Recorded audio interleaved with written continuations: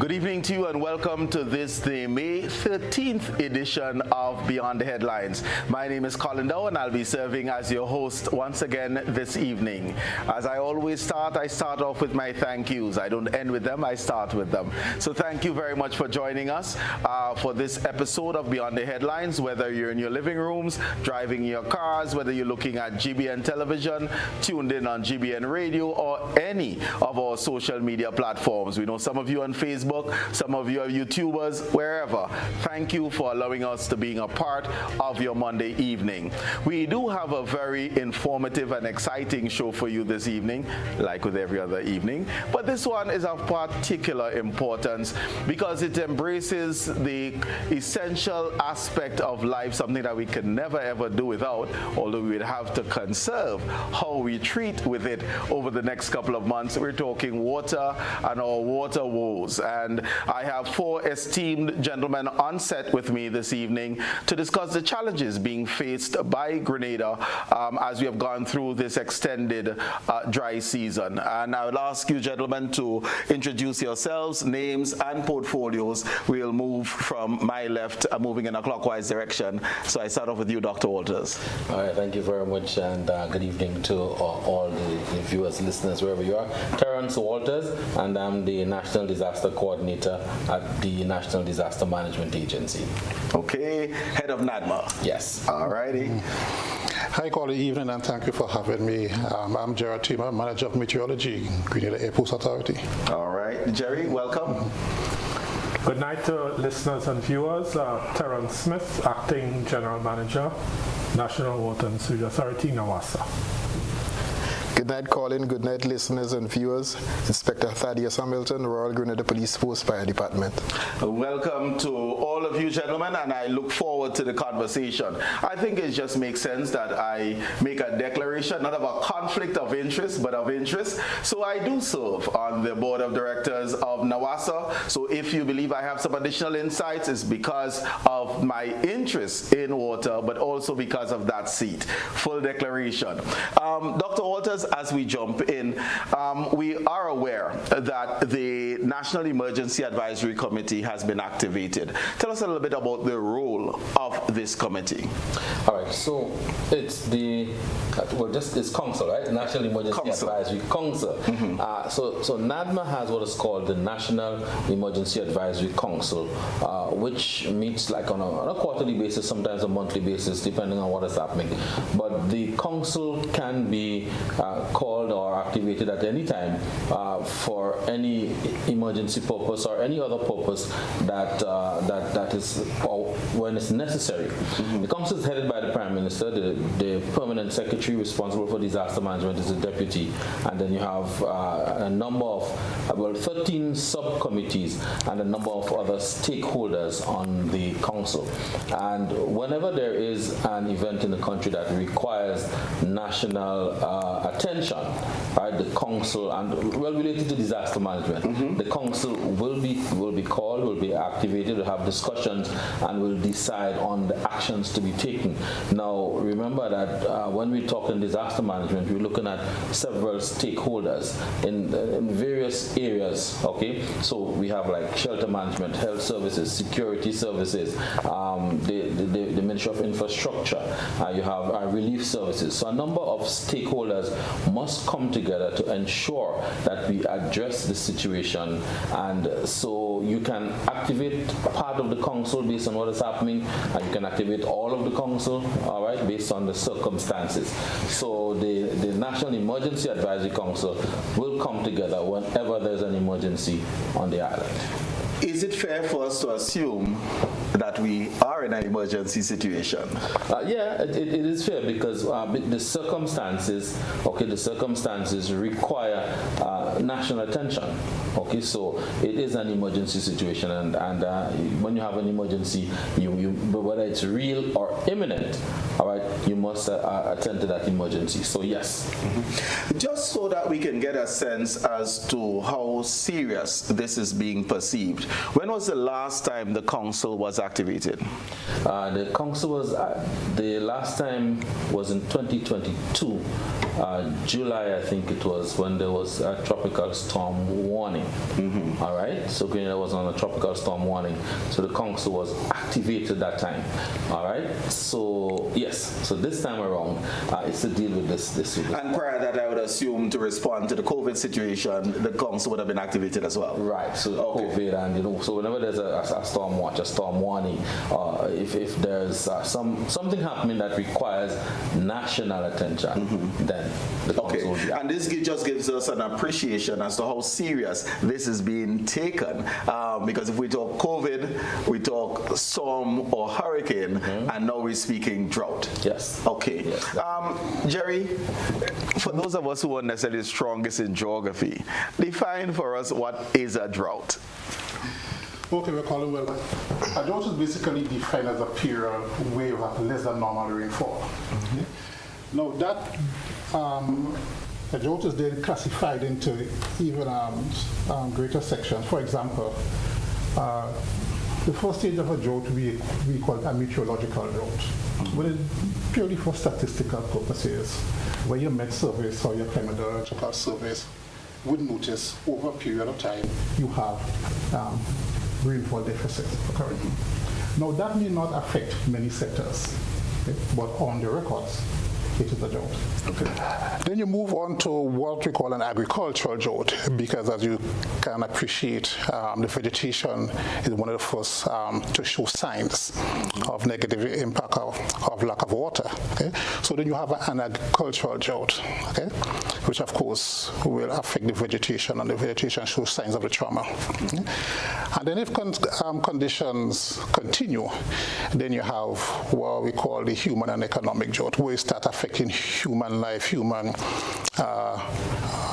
life, business, economics, the country, and so forth. So it goes in stages, and these stages there are no cut and fast like X amount of these. It all depends on how it falls out. Okay?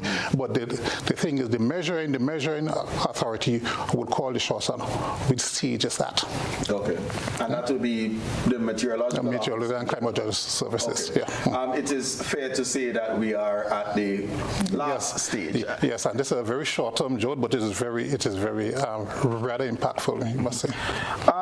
Tell us what was different this year, because you're saying short-term. What was different this year based on your observations as compared to 2023, 2022?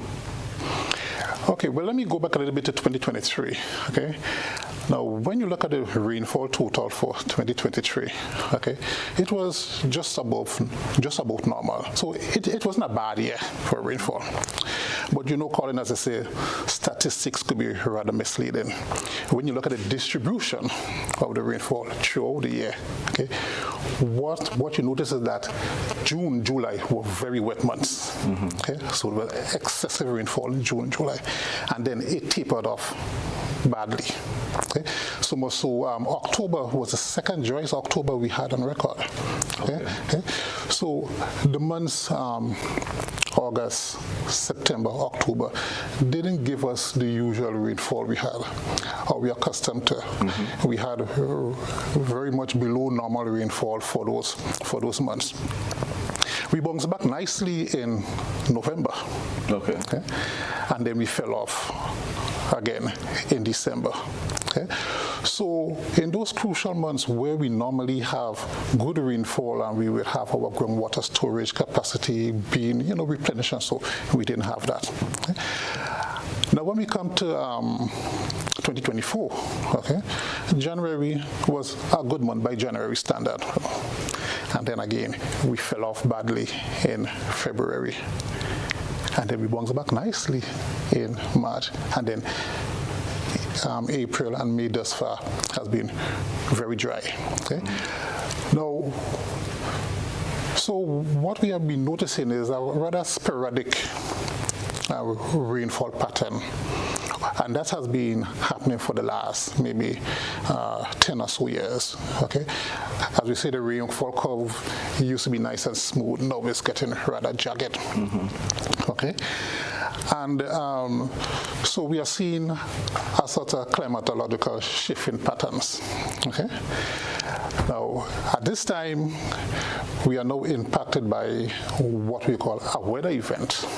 Okay. And we have seen in the last couple of weeks the intrusion into the Eastern Caribbean of dense haze. Okay.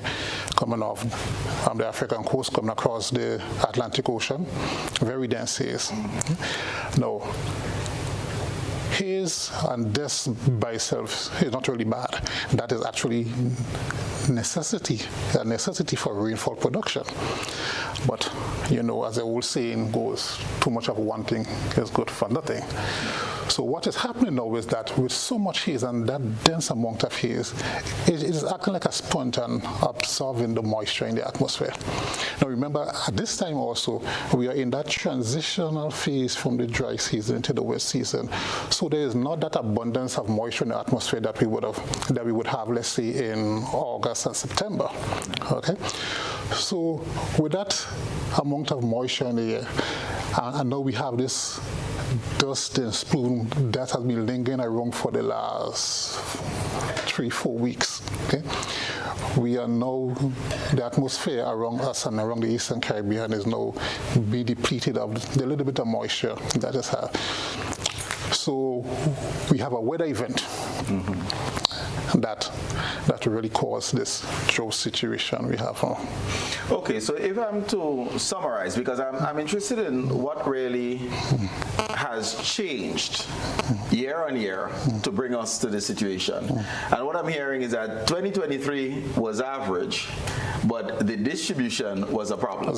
So we had very wet months, very dry months, and hence the storage capacity, if I read you correctly, of the earth has not been what it was in terms of our groundwater supply to keep us replenished during the dry period. And this has been exacerbated by the fact that the Sahara dust has and the list of moisture in the air has been taken away.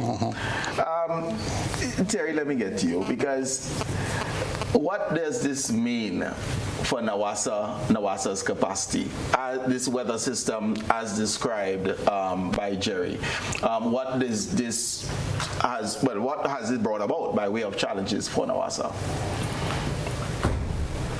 So in a word, it has exacerbated the customary water production shortfall that we face in Grenada virtually every year for many years.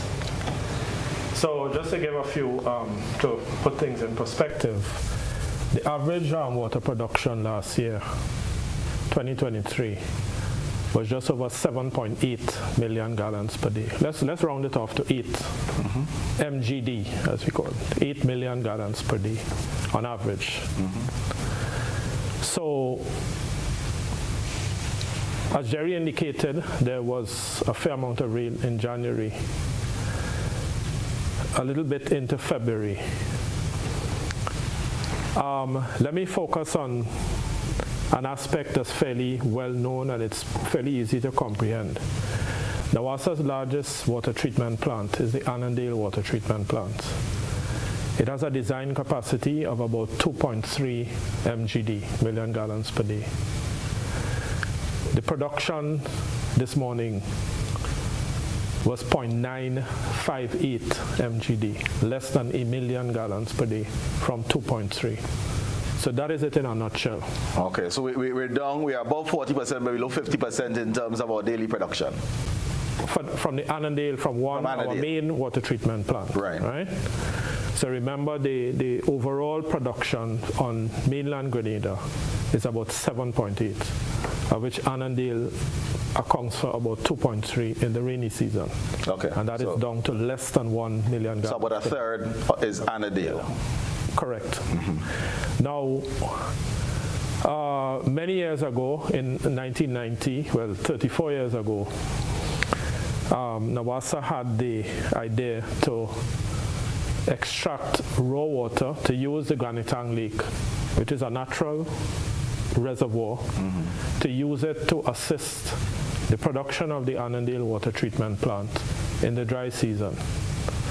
So what we did is that we built, we heightened the existing weir or dam. It's not really a dam, more a weir is a technical term. We increased the height of that weir by about 5 foot 6 inches. Now that weir was built across a perennial stream that flows from the Granitang Lake into a tributary of a tributary of a tributary several times over, which flows into the Great River. A lot of people don't really know that. So we heightened effectively the height of the lake by over 5 feet. So that created what we call a lens of water above the original level of the lake. 2 mornings ago, on Saturday morning, the lake was at 0 in terms of the lens of water that Nawasa can extract. Okay, so let's have you say that again just to make sure I'm understanding. You tell me that you created a lens that was 5 feet. About 5 foot 5. 5 foot 6 inches, 5.5. So 5.5 feet. In height. In height. Yes. And you're telling me that we do not have access to 5.5 feet of water as we looked at it today. On Saturday. On Saturday. Right, 2 days ago. There was zero, zilch, nothing. We could not pump anymore. We stopped pumping on Saturday. Now, fortunately, because it's, the hydrology and so is not an exact science. Everything doesn't follow a linear path. So there may not have been much rainfall in the Granitang area. But because of what we call the base flow, and we could come back to that as we expanded on the discussion, there would have been a little bit of infiltration into the lake, right, from the surrounding catchment. We got a few more inches of water, so we actually started pumping 1 of 2 pumps today. And that's pumping about 250,000 gallons of water from the lake over the crater, this time into a tributary of the stream that feeds the Annandale water treatment plant.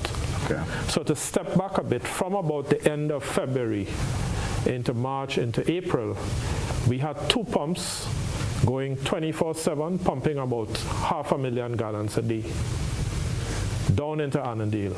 Of that, probably we estimate over around 400,000 gallons per day were utilized by the Annandale water treatment plant.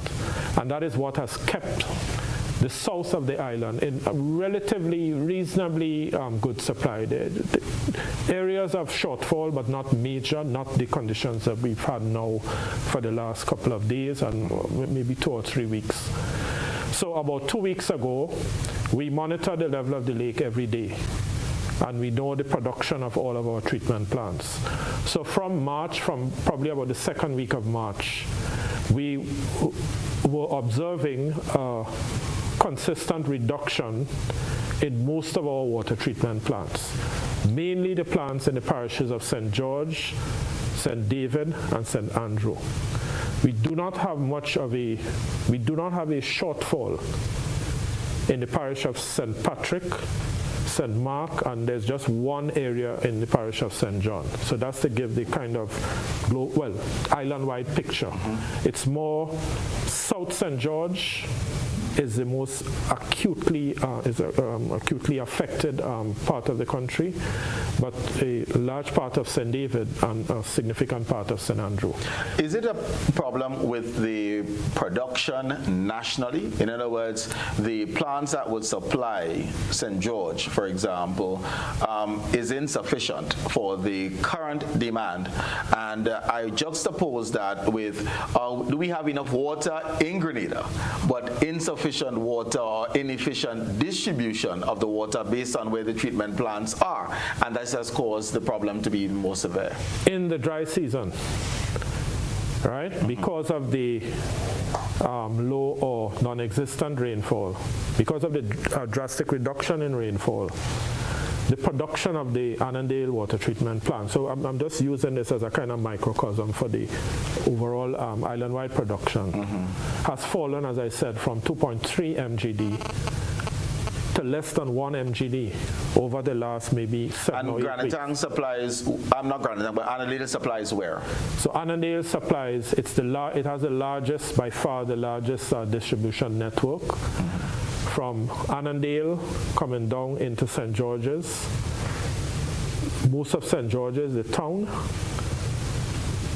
heading south, Belmont, Grandance, the areas, the populated areas, Grandance Valley, Lansapine, True Blue, as far south as Point Celine. So it's an extensive distribution area. Okay, and we saw that production there being less than 50% of what it would normally be, moving from the 2 million to... Over the last 6 to 7 weeks. Okay. So it's been dropping slowly, but there's been a significant reduction from the last maybe 3 to 3.5 weeks. Okay. In April and continuing into May. A natural question that will come from the general public in listening to this is that whereas we have supplemental and complementary services, Granatang into Annandale, why don't we have other feeders, as it were, into Annandale, taking care of the south, but we also have problems, St. David, St. Andrew. Why not tap some water from St. Patrick, which is not an issue now, into, let's say, the northern part of St. Andrew and probably even further south? Well, most of the systems are interconnected, so that can physically happen. But it's a kind of balancing act, because you don't want to send too much water. Now, the Peggy's water treatment plant, which is the major supplier for the parish of St. Patrick, also has an extensive distribution network, So you don't want to overtax that by sending the water into northern St. Andrew, and then we have a supply problem or supply shortfall in St. Patrick. So it's just about doing its job, so to speak, but it's not always possible to augment the supply in a parish, in a particular parish, from another one.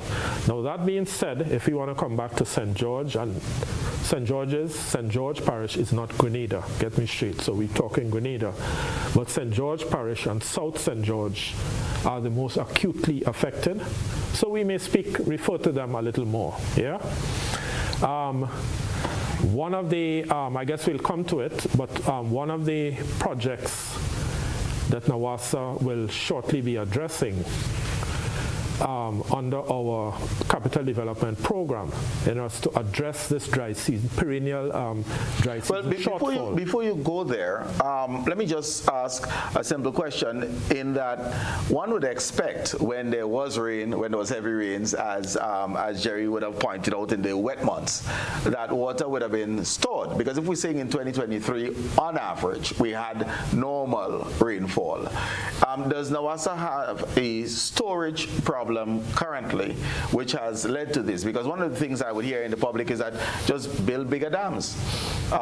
Why hasn't NAWASA done this? Yeah, Colin, that subject could take up an entire Beyond the Headlines program. I'll be brief. When most members of the public, I suspect, when many people accuse NAWASA or comment and say NAWASA needs storage, it is correct that in the rainy season, most of the stormwater runoff, right, flows down the streams and the rivers and into the sea, and thus is not used for human consumption. So when people say NAWASA needs storage, I think most of the time what they're referring to is raw water storage, right? Now, NAWASA has 20-odd surface water supplies throughout the country. And we refer to the term dam. We have dams and so on. But in actual fact, the technical definition of a dam, the civil engineering definition of a dam, NAWASA has probably 2 or 3 dams, right? Most of what we have are technically weirs, right, which create a small impoundment. So we don't have, unlike countries like Trinidad comes to mind, the Navette Dam that stores hundreds of millions of gallons of water, or the Mona Dam in Jamaica that serves a large part of Kingston. We don't have the geography, we don't have the valleys, well, the geography to facilitate large dams, right? Now, I like to use a reference to our nearby sister Windward Island, St. Lucia. Now, St. Lucia is significant, as we know, larger than Grenada in landmass. They are similar in topography, so they have, they have significantly higher hills and they have valleys and so forth. Several years ago, a couple decades ago, St. Lucia built what you would call a large dam. It was initially called the Roseau Dam in the Roseau Valley. It was subsequently named the John Compton Dam. It's still called the John Compton Dam. And without getting into too much technicalities and too many specifics, suffice to say, this dam costs scores of millions of US dollars. It stores hundreds of millions of gallons of water. Do you recall a few years ago, it may have been around, maybe about 8 or 9 years ago, there was the so-called Christmas Eve or Christmas rain. It was not even a storm or a hurricane. It was a weather pattern that sat over St. Lucia at Christmas Eve into a Christmas Day. It dropped maybe 14 or 15 inches of rain on St. Lucia. I believe St. Vincent got a fair amount too. Yeah. You know what happened then? Erosion, which happens to many of our systems, siltation. The dam was entirely silted. Yeah? And by silted you mean blocked up. Mud gets into it and right. Boulders, gravel, stone, right? Trees completely took up the entire storage area, the impoundment area of that dam. So it was unusable. Right? It's taken them several years. They had to go back to CDB for a multi-million US dollar loan. They had to build a road to get access for heavy equipment, excavation equipment and so, to excavate. And I learned from a knowledgeable St. Lucian just a couple of weeks ago, because I was under the misguided notion that they had solved the problem and it was now back in production. So I understand that it probably is only about 20% of that dam has been cleared. So I believe it is in use, but to a very limited extent. So, Colin, my professional opinion is Grenada large dams, or even medium to large dams, or a large dam by Grenada standards, is really not the way to go. There are many other water production initiatives that can be used. We may touch on a few of them as we develop the conversation. And just a final word on that. Where are we going to put a large dam in Grenada? Think about it. So studies have been done on that years ago. The Concord Valley is the best candidate for a quote-unquote large dam. Now what sits in the Concord Valley? One of our premier tourist attractions. Do we wish to build a very large dam on the Concord Valley and destroy the Concord waterfalls? Grenada, it's well known, Grenada has a very different land tenure setup than most of our Caribbean neighbors, and certainly St. Lucia. So whereas for the John, I don't know the full details, but I believe most of the land that was flooded to create the impoundment behind the Roseau and then John Compton Dam would have been Crown lands. That's not the case in Grenada. So you could imagine a water utility, a government of Grenada, having to acquire scores or hundreds of plots of land from who? Small farmers. Where are they going to go? What is going to become their livelihood? Right? So it is just too monumental, and then to the funding nowadays in global climate change, and we're looking at climate change adaptation. When you flood a valley and you kill, well, I was reminded of this by a professional colleague just a couple of days ago, and you kill the trees, you know what is going to happen when those trees die? So you create maybe a 40, 50-foot impoundment, several acres in plant area. The trees are going to die. and they're going to decay. And in time, you know what will happen? They will create methane gas, right? And that is going to contribute to global warming and contribute to climate change in a small way. But it's going to be very difficult for Grenada to raise climate financing or climate-related financing for that kind of project. So it's important that we dispel this misunderstanding about large dams. Grenada, as I said, will probably never be the future of water resources management in Grenada. Okay. One of the things that is critically important now, and I know that you're stressing, is that of conservation. So when I come back, I want us to have that conversation on what the call will be to Grenadians in order for us to get through this dry season. Viewers, listeners, we'll be right back.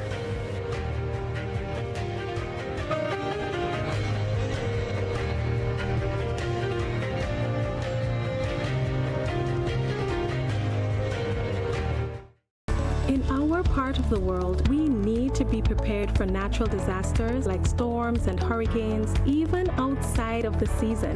I'm sure you'll agree that keeping our loved ones, homes, and businesses safe is important. So, I came up with a few quick tips to help you stay safe.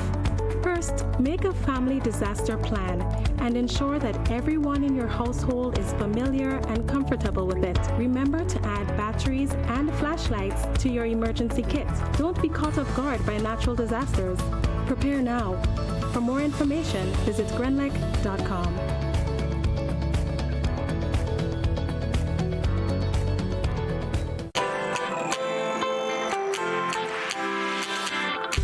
But when you need someone to help you to your feet, I'll be that beacon to your highest peak. Oh, I'll be right next to you, no, I will never leave. Come on, take my hands, we got everything we need. Cause you can look to me, yes, I can. Whenever you're in need, yes, you can. Just call on me and I'll be on my way. I'll be by your side, never to divide, the light that shines our way.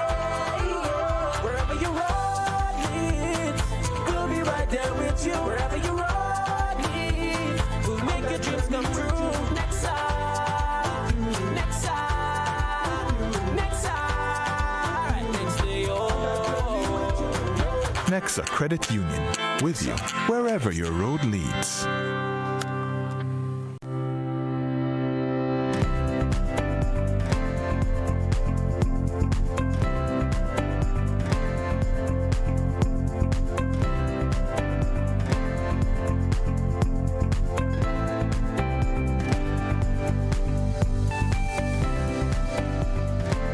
Ladies and gentlemen, the time has come for Grenada to laugh again.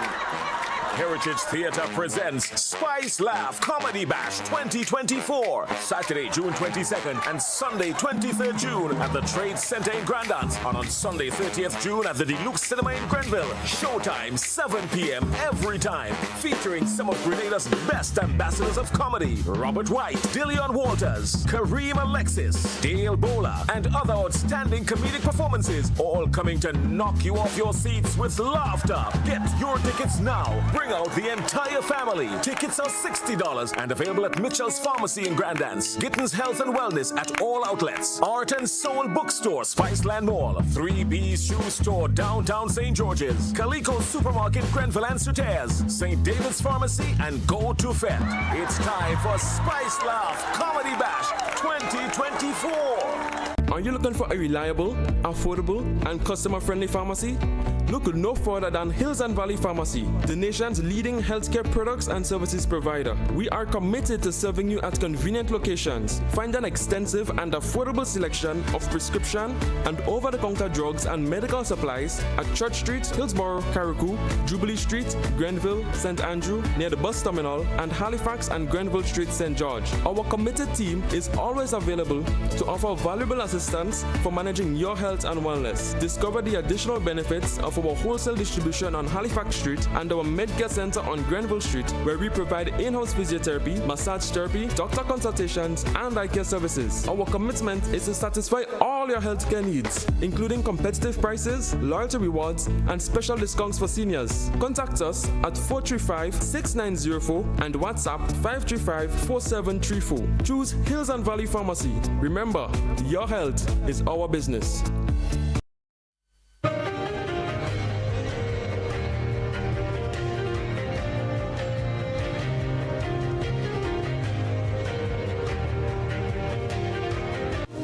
Welcome back, viewers. We're talking our water woes, and Mr. Smith, we were on with you just before you left, and the emphasis now is on conservation.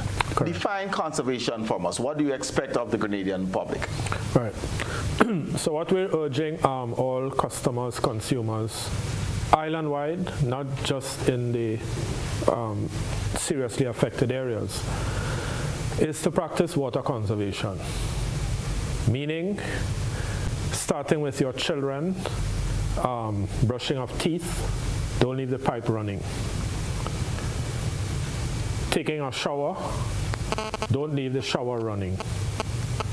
Washing of wares in the kitchen, you can use a bowl, you can capture the water, you can reuse it. You could use it to irrigate your plants outside rather than using clean, treated water. We have, I guess we'll come to it, but we have restrictions now. We're asking people to refrain from using a hose to water your lawn, your garden, wash down your yard, irrigate crops or whatever. Not refrain from using a hose to wash vehicles and so forth. Over the long term, we're encouraging on our project, the G-Cruise project that's been on for a few years, that has 2 more years to go, has had components encouraging use of water restricting devices, water saving devices. Now obviously, we don't expect everybody to go out and try to look for a water saving device now in the few days or the couple of weeks before eventually the rain comes. But these are the medium to long-term measures that we have been promoting. So let's come back to some of the medium to long-term things that are necessary. But Inspector Hamilton, what does this mean? We are aware that the Section 9 of SRNO 41 of 1993 has been affected. And hence, one would expect compliance with the no use of hoses to wash down yards, vehicles, fill swimming pools, etc. If one is found non-compliant, what are some of the consequences? Yes, Colin. The Royal Grenada Police Force will work along with NAWASA in enforcing the regulations relative to water restriction. It is in the national interest, and as such, we are expecting full compliance by the citizens of the state of Grenada. Water is a precious resource, and we only value it more when it is in limited supply. And as such, we are encouraging our citizens to please adhere to the regulations, because if you misuse water, it's going to affect your entire community and by extension the state of Grenada. And if you are found guilty of breaching those regulations, there is a fine of $500 or 1 month in prison. The force will be working along with NAWASA to ensure that the regulations are implemented. And as such, we'll be taking a soft approach on the onset. And as we continue to monitor and so forth, we will change our posture. So we really want to encourage our citizens to adhere to the regulation. It has been published on several media houses, social media and so forth. NAWASA in recent times held a press conference leading to this.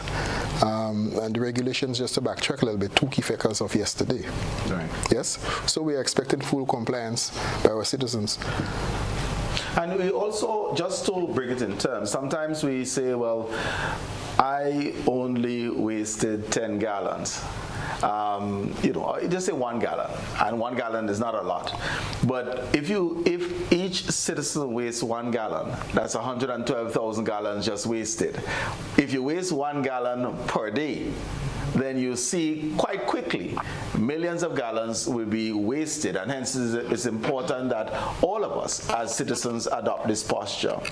But let me just stick with you here a little bit in what has been some of the things that would have been occurring. So for example, we heard recently that there were fires and there were charges being put out because people were lighting fires. It is dry season. Of course, that is not recommended, and when the fire gets away, then the fire trucks are called in, and we're using water that ought to be used for domestic purposes, putting out fires. I mean, have you had more challenges in recent times than, let's say, previous years, or about the same, or what would you like to say to the public on this one? I would say in recent years we have seen a significant increase in the amount of bushfires, especially for the past 2 to 3 weeks. All right, and it has put a strain on the resources of the fire department of the Royal Grenada Police Force, and it's also affecting the resource now also supplies, because we are using treated water to extinguish fires, bushfires. Yes. In these cases, is it someone may have inadvertently, let's say, flicked a cigarette on the side of the road, it was still lit, and a fire started, or are you seeing cases where people are deliberately lighting a fire for whatever reason and the fire getting away from them? From our observation, we realize that people are just indiscriminately setting fires. They have the notion that this area across them burning, and they go into the bushes, or sometimes they set fire to burn to clear agricultural lands, and they are careless in their doing, and the fire get out of control and engulf a wide cross-section of land, posing serious environmental challenges and requiring the response of state resources. Any estimation you have as to, for example, how many gallons of treated water have you used in response to these types of fires, and how many man-hours that you have put in? Because if you're outing these fires, you're not doing something else as a member of the Royal Grenada Police Force. To date, we have used in excess of 150,000 plus gallons of water for extinguishing bushfires, to include structural fires. Yes? Okay. And what we realize is that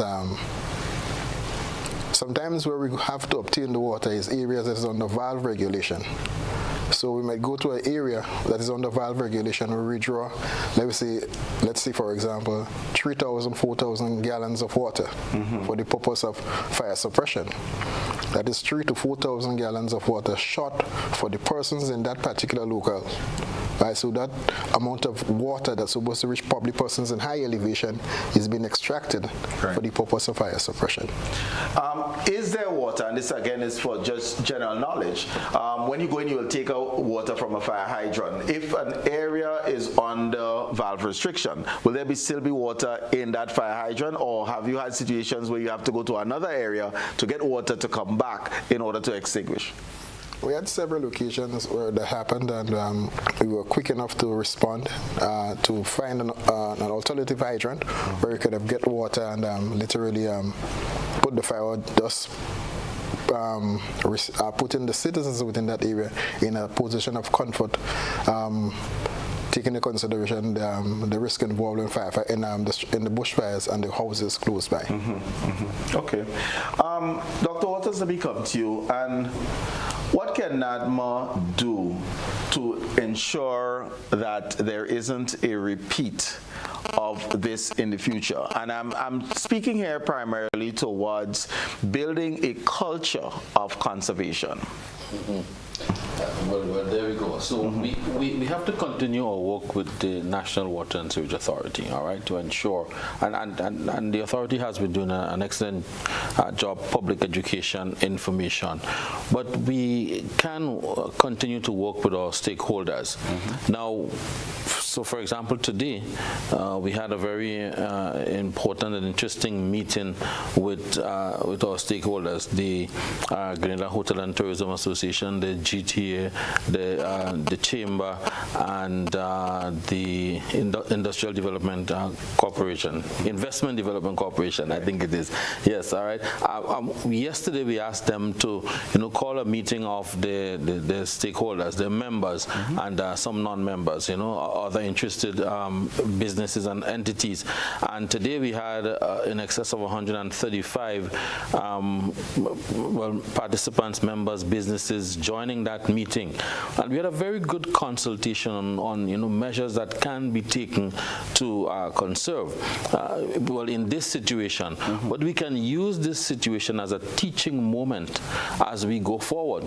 Okay, so not just because of the situation you put these measures in place, and when we're out of the situation, then you go back to the normal. But we can, take it as a teaching moment and continue with a lot of these conservation methods so that we can be in a better position here in Grenada. So if this occurs next year or the following year, and we think with climate change, we will see more of these events, okay, more of these events occurring. So we need to employ these conservation methods and go forward with them so that we can be in a much better position in years to come. Okay. What has been a response like from other islands? Because I know you were in good contact with other islands. So on neighboring islands, whether it's Trinidad to the south or maybe a closer neighbor in terms of size and demographics, St. Vincent, what is their situation like? All right. Well, they are having their challenges, but what we've noticed is that some of the islands up north, like St. Kitts, Tortola, and so they've been having rainfall, some level of flooding. Right. Okay. So we've seen that to the north. All right. But some of the other islands, they have had challenges and they've had to employ some of the same measures that we were employing in terms of the public education and information and the conservation methods, and so to get people to understand that we need to use this precious commodity carefully. One of the things that has accompanied this dry season is the heat. Are there any things under discussion to address how we treat with how hot it has been as well? Well, there are lots of things, because there's the correlation between heat and health, and a lot of things that we need to do to adapt to the situation, because it's getting hotter, and we're experiencing longer dry spells, the heat waves, and so there have been a lot of discussion among the climate change entities and other entities, other organizations, as to what we can do, how we can adapt to the situation, because we have to think about agriculture, we have to think about our schools, we have to think about our hospitals, our workplaces. Do we just continue to buy air condition units to air condition everywhere, or do we employ other methods? So the discussion is ongoing as to how we can address the situation, but we need to address the situation because it is serious and it's going to continue.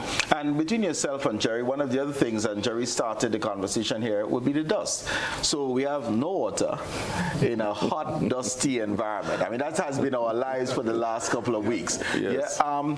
So how do we address the dust situation? I'm again linking it towards health and well-being, whether someone is asthmatic or not, whether they have allergies or not. It still remains a challenge. How do we respond to this? Well, just before Jerry, I must say that. So there is the Health Services Committee, all right, as part of part of NADMA, all right, and that Health Services Committee will, look at what can be done, how we can address the situation. So again, NADMA comprehensive, and we're looking at comprehensive disaster management, but we have, various entities for various issues and hazards. Okay. So Jerry.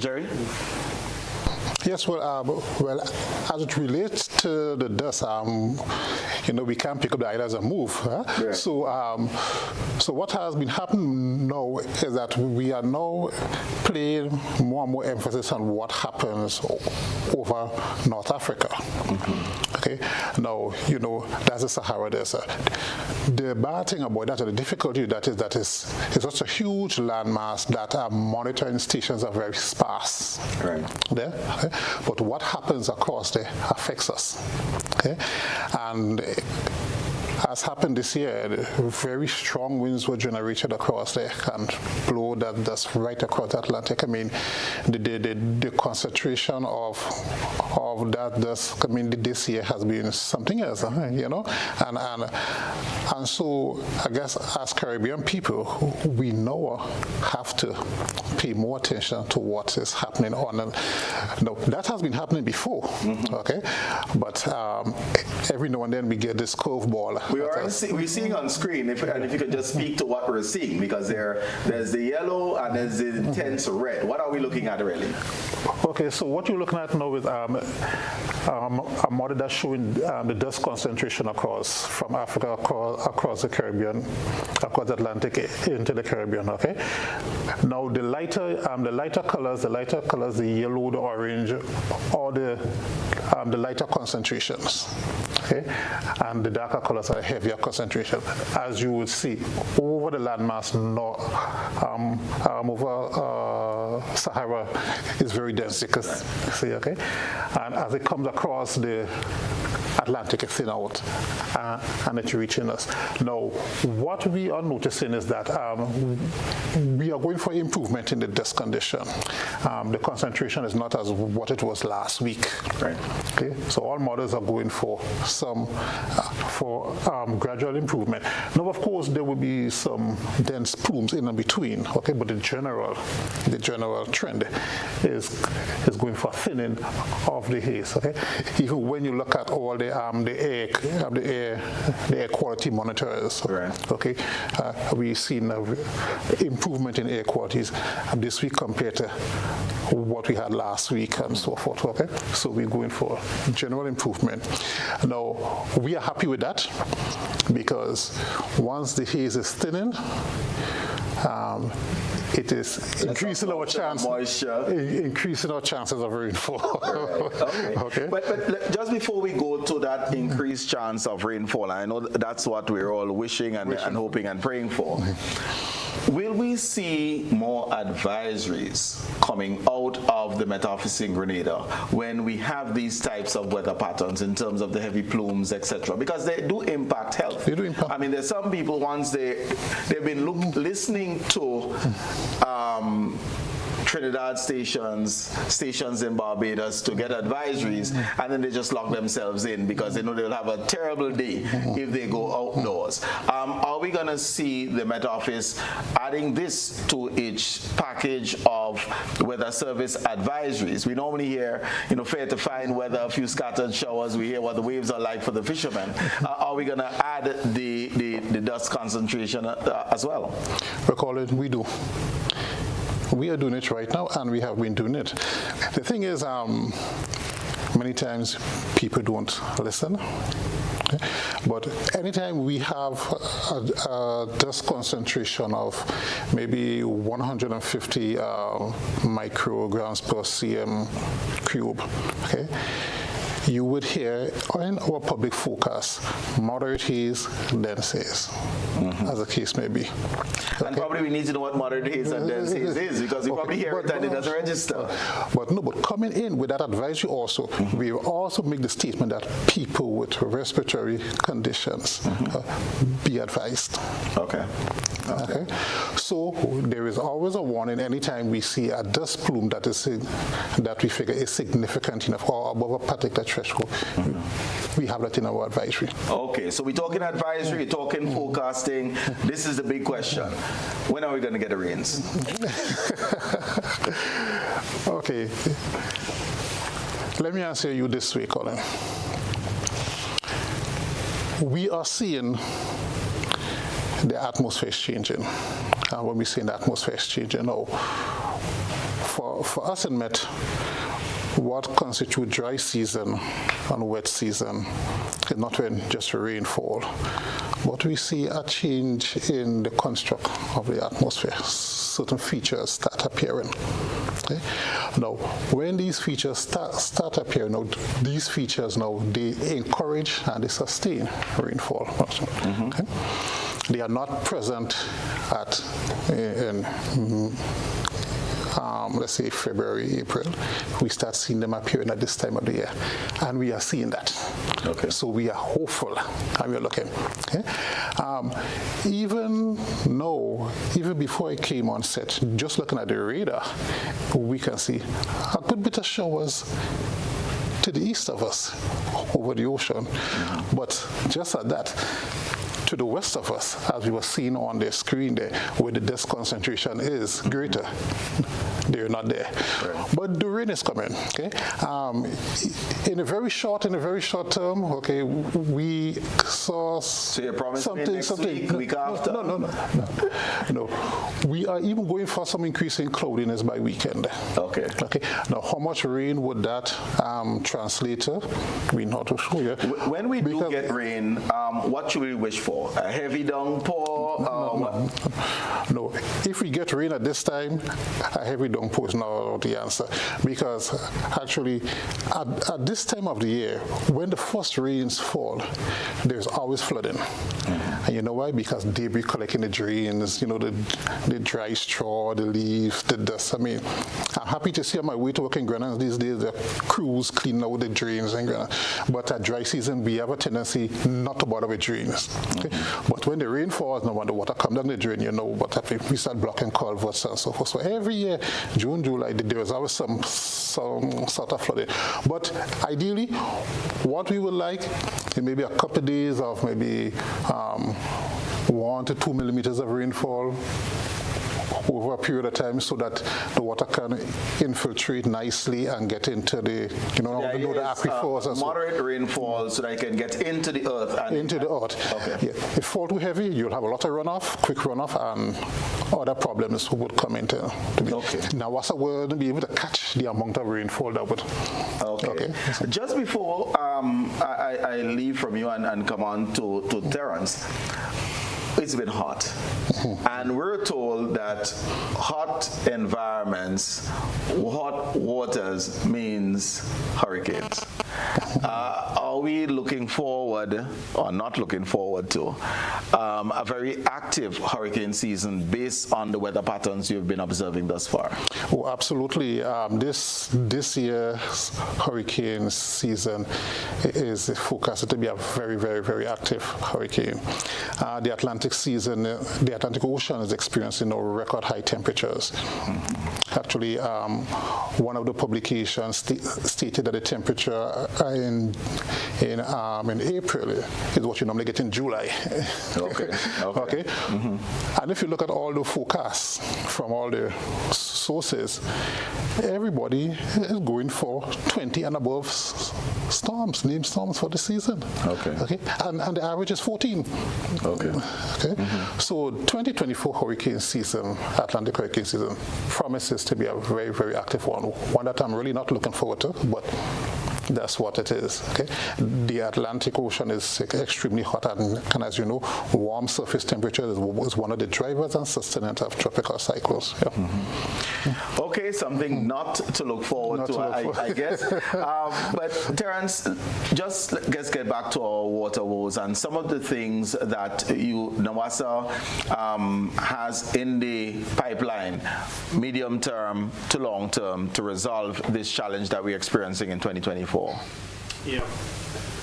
So we have had for the last 4.5 years the G-Cruise project, funded by the Green Climate Fund, that started in December of 2019 and it ends at the end of next year, 2025. 6-year project, $42 million. Then we have the UK SIF project, was launched just a few weeks ago. Work started in December, recruitment of project managers and so forth. And that goes until early 2026. So just a little under 2 more years to go. That is $42 million. Now, these projects are designed to, well, they have components throughout Grenada and throughout the state of Grenada, including Carriacou and Petit Martinique, there's a heavy emphasis on treated water storage. Yeah, so that's these distribution reservoirs located. So in fact, between them, they are going to add 12, I believe it's 12 distribution reservoirs strategically located. These projects between them are going to install in the vicinity of about 36 miles of transmission and distribution water means. And the storage is going to be, the added treated water storage is going to be of the order of 4 million gallons. Now, just a quick point on the issue of storage, whether when we say, oh, Grenada needs more storage, whether we're talking about raw water storage or treated water storage. So these pipes that are going to interconnect the tanks and the existing distribution networks and some mains replacement and so, and these reservoirs and other related aspects. Right? I mentioned the G-Cruise project is $42 million US, right? And I mentioned the UK SIF project. So you're talking about scores of millions of dollars spent over 6 years, right? But the total treated water storage from these approximately 12 distribution reservoirs or water tanks is of the order of 4 million gallons. So that is half the supply of the That's half a day's supply for Grenada. Half a day's supply, right? So that is why when we going forward, I believe we ought to be paying some attention to storage, not from a large dam, but storage, Jerry referred to when the rain falls and so on, you have infiltration into the soil. I use the analogy of a sponge. A watershed or catchment can be looked at like a sponge. And when the rain falls, some of it runs off as stormwater runoff, and it usually does damage in terms of erosion and siltation of the intakes and so forth.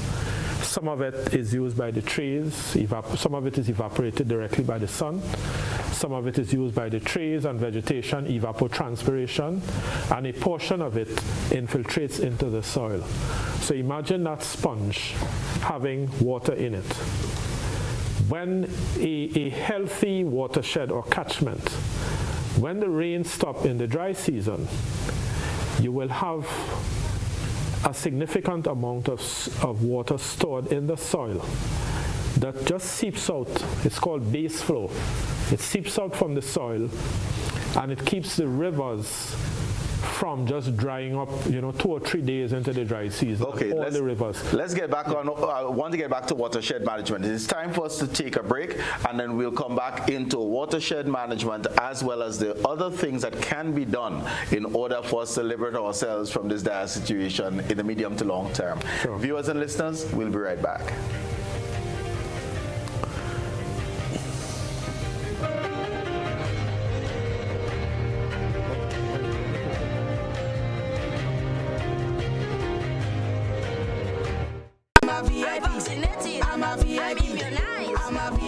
Are you a VIP?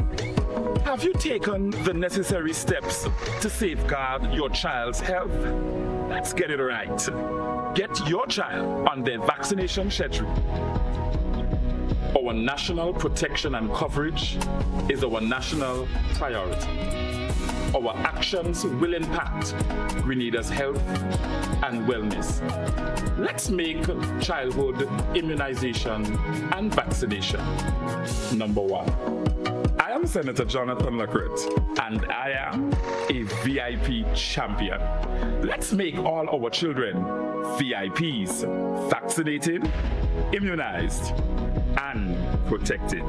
Let's all be VIP champions. A message from the Ministry of Health, Wellness and Religious Affairs, Be a VIP Childhood Vaccination and Immunization Campaign in collaboration with UNICEF and the Pan American Health Organization. Have you heard about the new Softweave bathroom tissue with total hygiene? As hygiene and safety have taken center stage, our bathroom tissue is now manufactured with 3 different technologies to offer the best protection for you and your family. UVC light technology for a safe and effective disinfection process, eliminating 99.9% of microorganisms. Also, production at high temperatures, killing all types of germs and bacteria. And it's pH controlled with delicate fibers to prevent irritation for even sensitive skin. Softweave Total Hygiene Bathroom Tissue, available in supermarkets and shops island-wide. Visit Softweave Caribbean Facebook or Instagram pages for more information.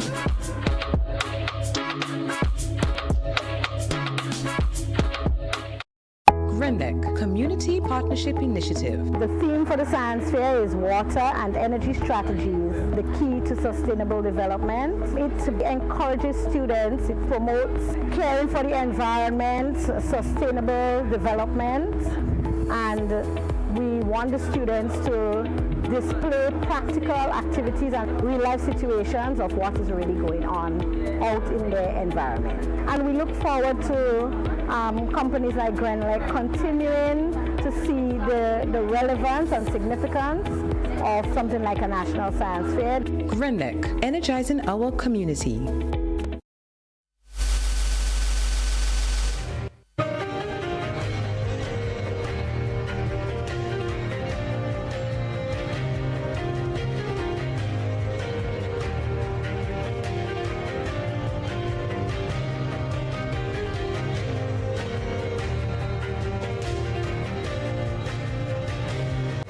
Welcome back, viewers and listeners. This is Beyond the Headlines, and we're contemplating the water woes, but we're about to move forward and hear about some of the things that can be done to help, make sure there isn't a repeat as we move forward. And you certainly can weigh in on this conversation. Feel free to call in. We'll be happy to entertain your comments as well as questions for our esteemed panel. The telephone number you can utilize will pop up on your screen shortly, and you can feel free to dial in. Terence, just some of the medium-term things that we can anticipate as we look at both the UK SIF project as well as the G-Cruise. Yeah. So I'd mentioned about approximately 36 miles of pipe between the two projects, 12 new distribution or storage reservoirs, between them storing about 4 million gallons. And this costs scores of millions of dollars. Right? These are the major components. Another important component of the G-Cruise project is what we call non-revenue water management. Non-revenue water being water that the authority spends a lot of money to collect, treat, transmit, distribute, and sell through meters, but for which no revenue is received. In other words, a significant part of that is usually physical losses or leaks in our own pipelines, transmission, distribution. Give us some numbers in terms of what does that mean in actual gallons and, of course, revenue. So actually, over the last several years, now some basic divisions have been done and so on, crude methodologies, let's say. But we very recently, with inputs from the ongoing G-Cruise project and software that is recommended by the World Bank, a team of us, in fact, just last Friday, we computed the NAWASA's non-revenue water for mainland Grenada for the year 2023. We use 2023 as the base year of just over 2 million gallons per day. 2 million gallons per day? Per day. And earlier on you said that we produce 8 million gallons per day. So for 2023, the production was about 7.8 million. So just under 8 million gallons per day. So 25% of the water produced gone? 26%. 26%. Yeah. We have our first caller online. Good evening, caller, and welcome. Good evening. evening. Good evening. This is Michael Straley from Lansopane. I've been listening to this entire show, and I appreciate, as a layman anyway, the complexity that you fellows are dealing with. Can you hear me? Yes, go ahead. Okay. What I don't understand is I live in Lansopane. NWASA has not delivered water to us for 3 sessions. You're supposed to be delivering water to us right now. You've put it on your chart, and we don't get water. I run a nursery that raises orchids. Okay, we're the largest orchid grower in Grenada. If I buy water and I put it on those plants, are the police going to come and put me in jail? Is that what I'm hearing tonight? Okay, thank you for that, caller. So the question really is one of the valve regulation and the keeping up, as it were, with what is published in terms of water delivery. And for those businesses that require water, so I operate a nursery, I need to water my plants, will I be in trouble for watering the plants? 2 separate questions, but important questions. Yeah. So it's important for customers to fully understand that the water distribution network, to a very large extent that we have in Grenada, is gravity fed. Yeah? So aside from the approximately 10% of our water supply that is from groundwater, what you call boreholes, which is pumped, and we have 1 or 2, literally just a few booster pumps in our system. So the system is predominantly gravity fed. So our transmission and distribution department, from their knowledge of the distribution network, they have devised a distribution schedule, right? Valving off different areas and manipulating the valves and so on, to, as equitably as possible, distribute the limited water supplies. But because the lines are now no longer flowing full, yeah, because we're sectionalizing different areas and so forth, there are times, and this is what happens when the water coming into the distribution network is so relatively low, that even though with the best of intentions we have identified and publicized a distribution schedule, what is happening now increasingly is that you valve off the center section A of this area, and before the water can actually reach the extremity, right, you have to turn off the valve to serve area B or area C. So it's not an exact science, and we are aware that this is happening increasingly, and simply because there is just not enough water to be distributed. That's a simple response. So you're saying that it's not that NWASA is not adhering to the schedule, but because of the volume of water, not all areas receive water, even when you would open the pipes as well to send water to distribute to a particular area. And it makes scheduling in the situation, and that is what happens with an extreme shortfall or drought conditions that we face. It's very, very difficult to actually publish and adhere to a schedule. With respect to the uses, now let me just I didn't hear everything that the questioner raised, but my understanding is he's querying his type of operation, whether he would be charged. Now, what we can say is that there's the NWASA Act and the regulations that go with the Act. These regulations were published in 1993. The regulations do not preclude, they do not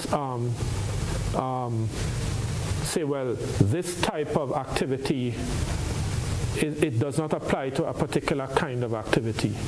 Right? It just says that NWASA's water should not be used for this range of activities. I would say to this customer, this consumer, this entrepreneur, if you have a particular kind of enterprise, right? You may wish to reach out maybe to the Ministry of Agriculture, ask them to lobby on your behalf to the RGPF or whatever.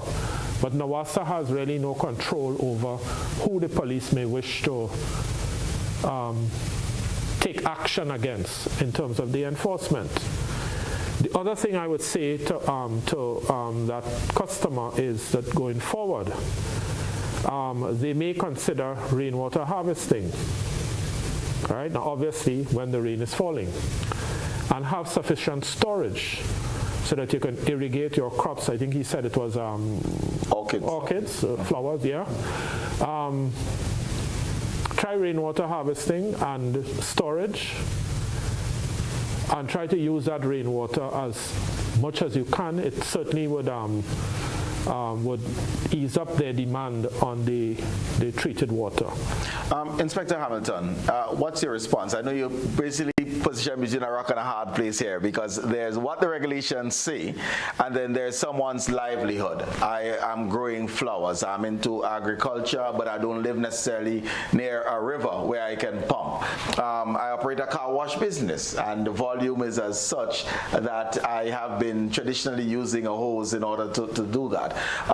What can you speak to in individuals who are faced with this type of challenge? Well, the regulation basically speaks to water supply by NAWASA, and when it speaks of supply, it means water distributed by the pipe-borne network or water delivered to customers via water tanker, right? And it clearly states irrigation and watering of gardens and lawns and ground. It is restricted. So the caller or persons who are so aggrieved, they can seek alternative measures, probably by getting water from another source, probably a river, have it trucked in for the same purpose. Yes? Because while yes, it is his livelihood, yes, but we have to think about the other persons who will be disenfranchised by his action, right? It may sound a little unreasonable, but we have to think about the greater good for the bigger number. You understand? Because you want to get the water to the citizens, to as much as the citizens as possible, yes? And you want to make sure that they have a reliable supply. If that individual can source water, let's say from a river, and he can use it to grow his crops or wash his cars or whatever it is, he's in a better position. He can use it at his liberty, whether he chooses to run a pump or use a hose, right? But the water that NAWASA produces now is basically for domestic purposes. Okay, and this is what I want to be clear, because it's important that our viewers and listeners understand this. Whether one is growing orchids in Lansapine or you're producing carrots in Vendome, is the same challenge, because you cannot use the NAWASA water based on the regulations in order to water your crops. And then this becomes now a food security issue, because it means that we'll be out of cash crops, etc. I believe we may have another call online. Good evening, caller. Welcome. Yeah, good night, gentlemen. So many issues coming up here. One is conflict. How do we manage that going forward? But also pollution, as people are restricted. They go into the river and wash the cars and so on. That has its own problem. But the thing about, hello? Go ahead. I've heard NAWASA getting a lot of blows in recent time. I don't think it's fair.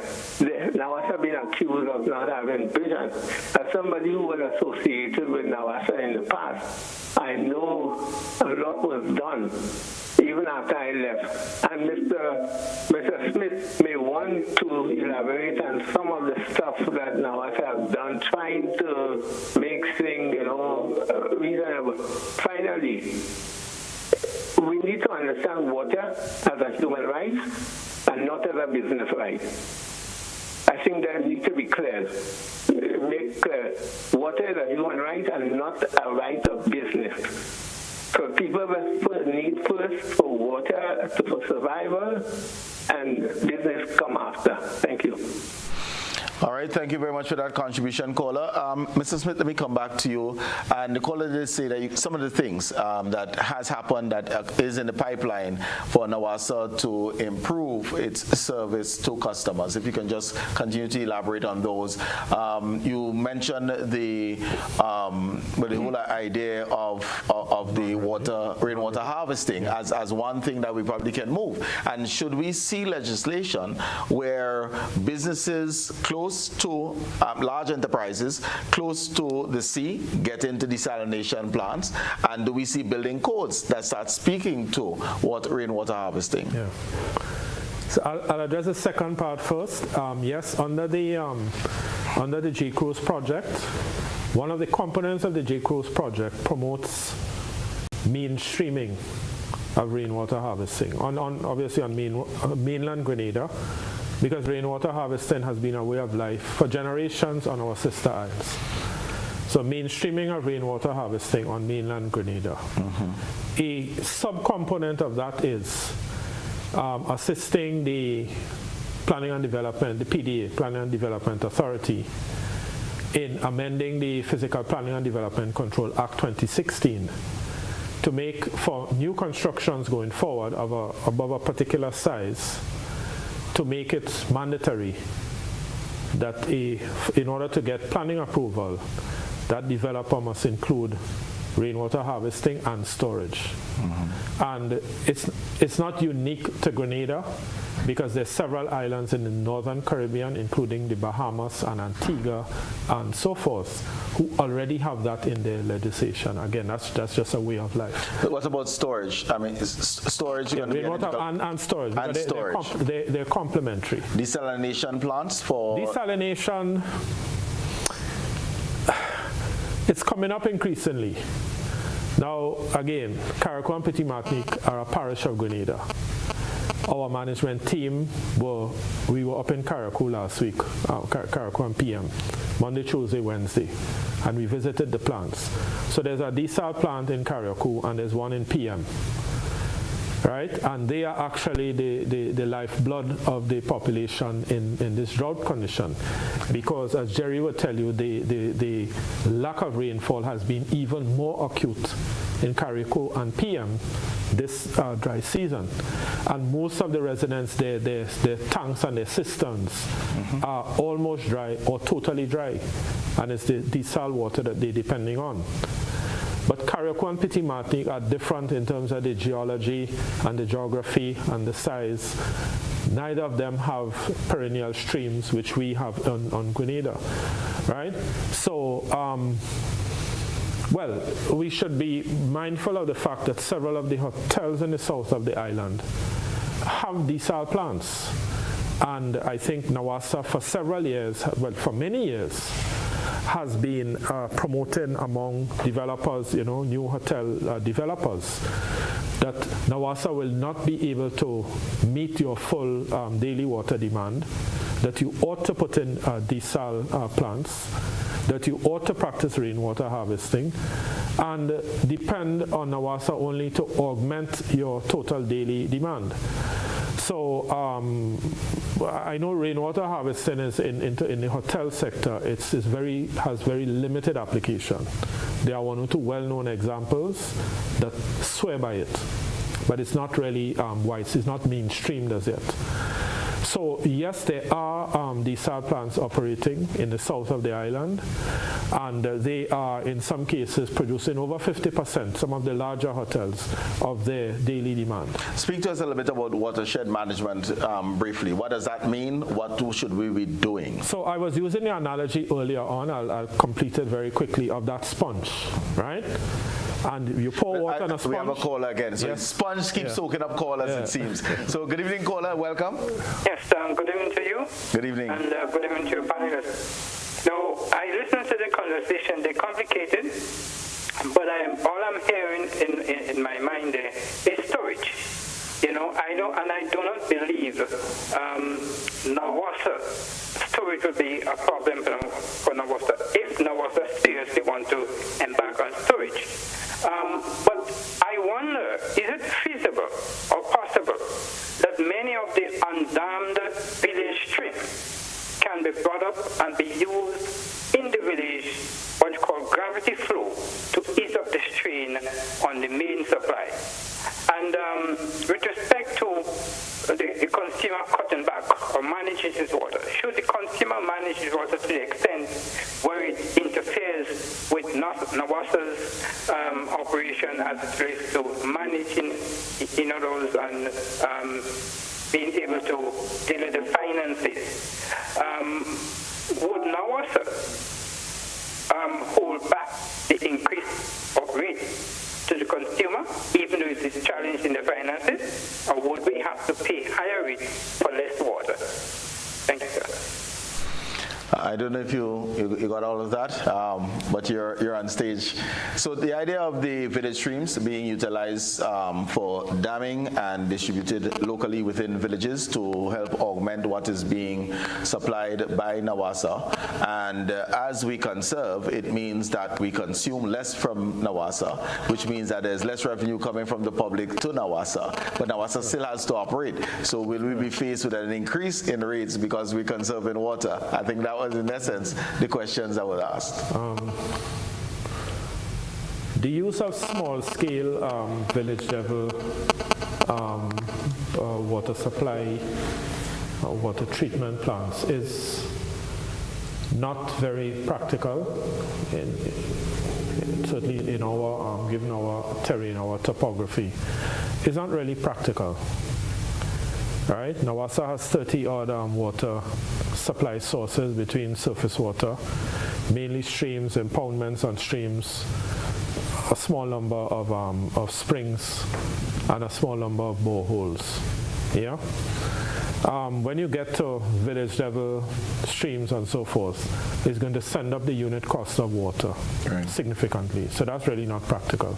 Okay. We believe that the activities that are being addressed by the G-Cruise project and the UK SIF project, which is the result of many, many hours of research and data collection and analysis and design and so on by international consultants, is the way to go. Okay. Let me just ask you this. You said daily production 8 million, non-revenue water 2 million. How can we get that number down, get it to the population for consumption and of course for revenue for NAWASA? Through the projects that are being addressed by the G-Cruise project and the UK SIF project. So I indicated that of the 2 million approximately of the non-revenue water, in terms of this is 2 million gallons of water per day over the year 2023, of which about 1.4 million is actual physical losses, meaning leaks in NAWASA's own system. So the 30 odd miles of pipe that I referred to that are being replaced between the two projects over 6 years at the cost of scores of millions of dollars, that is arguably one of the best measures that can be taken. Not least expensive, in fact, it's one of the costliest measures, but it has to be done. Do you know where these major leaks are? In other words, is one area more prone to losses than others? And have you identified those and hence will be able to address those as a matter of priority? Yes, there are some areas where which have aggressive soils and metal pipes, ductile iron pipes, and so the aggressive soils wouldn't really attack if it's PVC. But we have a limited number of PVC lines or lengths of PVC lines in our system. But the parameter that determines when you replace your pipelines is usually age. Yeah, so we have pipes that are 50, 60, 70, maybe 80 years old that would have been put in the 40s and the 50s and so on, and are just way past their useful economic lives. And because, again, of the terrain, our terrain, and the fact that many of the treatment plants are at a much higher elevation than the extremities of the distribution network, you have areas and where the pipe is aged, the integrity is compromised. So when you have these pressures, now we do have pressure regulating valves and so on in the system, but sometimes one may not work as the case may be. You have high pressures and you have frequent breaks in the line. Yeah? So the best way to address that is to replace the line. But to replace a water main, you have to dig up the road, you have to excavate, install the new pipes with proper bedding conditions and backfill and so forth, and then repair the road. So it is water business is a very, very expensive business. Okay, and it still remains the cheapest commodity. But desalination is the most sophisticated and the most costly technology that you can use to produce water for Grenada. So I didn't quite finish. I will shortly now. The question of desal, it's my professional opinion is, let us give ourselves 5, 6, 7, maybe 8 years. Let the G-Cruise project be implemented. Let the UK SIF project be implemented.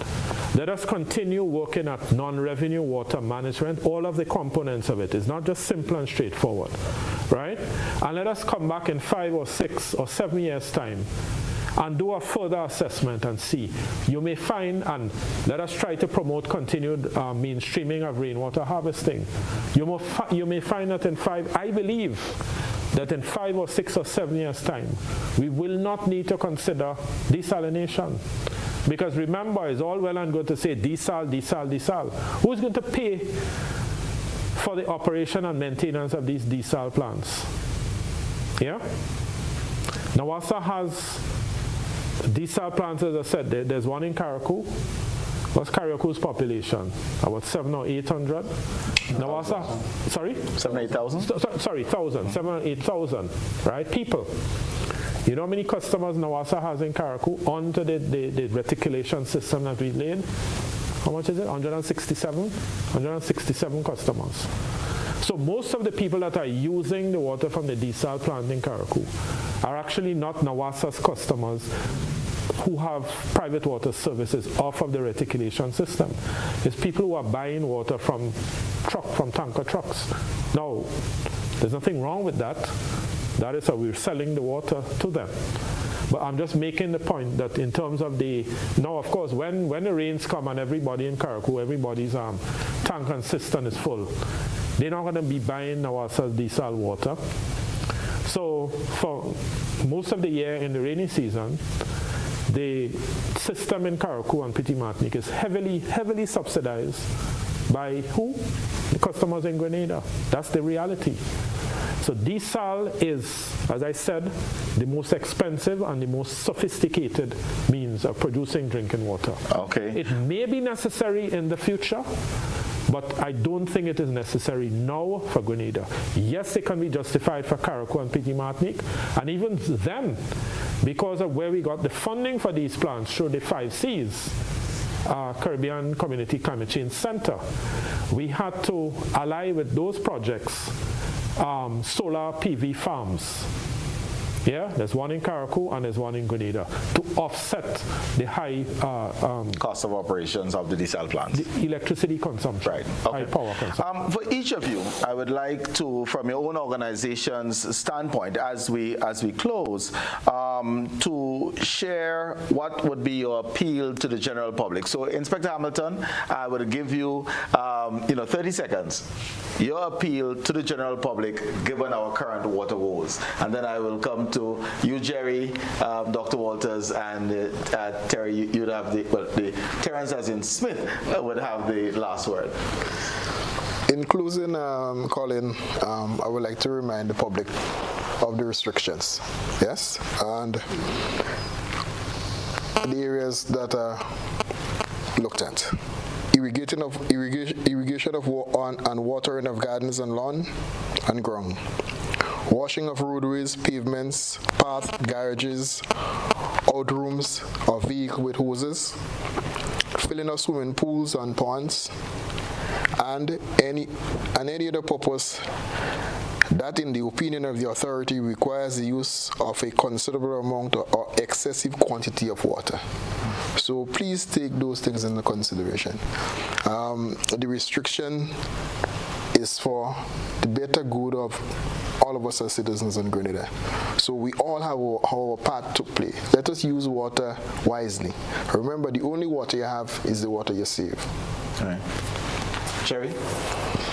Okay, Colin, what I would like to ask the general public is that for all the climate-sensitive issues, know your thresholds.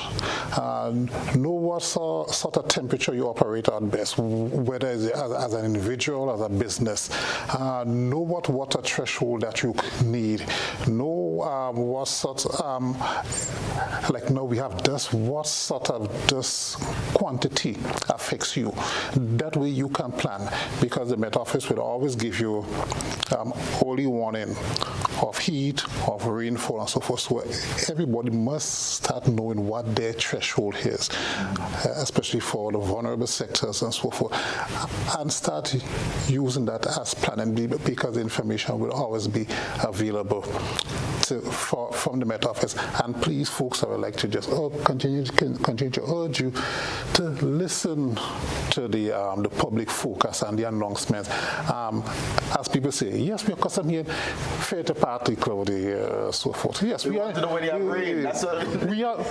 the tropics. You wouldn't hear snow. Okay, we are in the tropics. You wouldn't hear snow. Okay, but please continue to listen to the forecast and please pay attention, especially now as we are about a few days from the start of the 2024 hurricane season. Dr. Walters, you're up. Yeah, we focus on comprehensive disaster management, which is the management of all hazards through all phases by all people. And here we have a hazard, drought. We preach preparedness. So we say that the population should be prepared at all times. Okay, so not just during the hurricane season, but throughout the year at all times. And we're heading into the hurricane season now, which is going to be super active or hyperactive or very active, whichever one it is, for 2024. So we're urging the population to be prepared. And we know that the dry season would come next year. Again, be prepared. Storage, conservation, be prepared. Preparedness, preparedness, preparedness. Terrence? Yes, Colin. So, in conclusion, let me thank all of our citizens who have been complying with the requests from NAWASA over the past weeks and months in conserving the limited water supply. We urge members of the public, we urge our customers, consumers, to try your best to conserve the limited supplies. We urge customers to be mindful of the public health aspects of when water is being trucked, when people are, as we say, droguing water in different containers, and so be mindful of the importance, if necessary, of boiling water, particularly for young children, babies, and the elderly. Yeah. Let me just say also, Colin, that NAWASA has, by and large, a very committed, a very dedicated, a very hard-working cadre of staff. We have guys out there who, in the rainy season, when the dams are blocked, right, have a very, very difficult job. Who, when we don't have water, have perhaps an equally a difficult task in ensuring the equitable distribution. And I can't help but ending by making an appeal to members of the public, or when you're calling into NAWASA, or when you're interfacing with NAWASA staff, there is no need to be abusive. There's no need to be calling and using obscenities. Be mindful that it is a drought. Countries all over the world, the great United States and the West Coast, they have drought and they have restrictions that probably are more severe than those that we are trying to implement now, right? So try to be kind to our workers. We are working very hard and we're trying to do the best job in a very difficult situation while implementing projects that should, if not solve all the problems in the future, certainly make the dry seasons less severe. And if we look at it not as a NAWASA problem or a NAWASA situation, but a national situation, a national crisis, Yeah, and we play our part in conserving water, in complying with the regulations and so forth, and eventually when the rains come again, perhaps investing in storage, investing in the requirements for rainwater harvesting, we will all be better off as a nation.